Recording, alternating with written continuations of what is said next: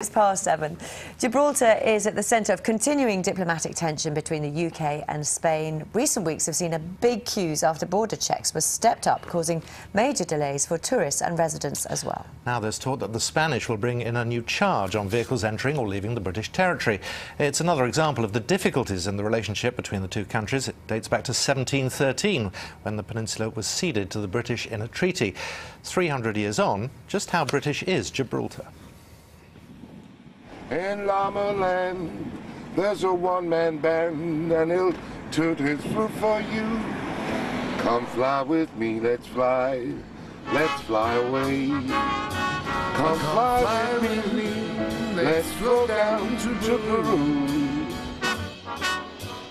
John Charles Guy is an all-singing, passionate and very proud Gibraltarian taxi driver. First of all, I feel British, but Gibraltarian. We have an allegiance to the Queen, which I think is unparalleled by any other. I get a lot of expats coming into my car, and they ask me, why don't you want to belong to Spain, or why don't you want to be Spanish? My answer to them is, Gibraltar is yours. It is British. And the idea of being part of Spain? No, never. I'd rather be dead. John might have been born in Scunthorpe, but he moved to Gibraltar when he was just 9.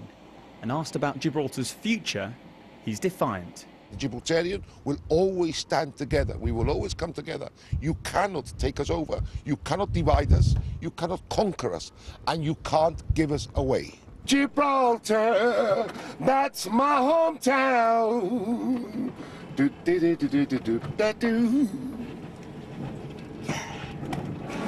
British pride is everywhere in Gibraltar. A town of just 30,000. In some ways, it feels more British than the Britain most of us know. Several thousand Spaniards cross the border to work in the restaurants, bars and offices every day. And of course, temperatures have been rising here because of increased checks and delays. Elizabeth Walker's family run this fish and chip shop.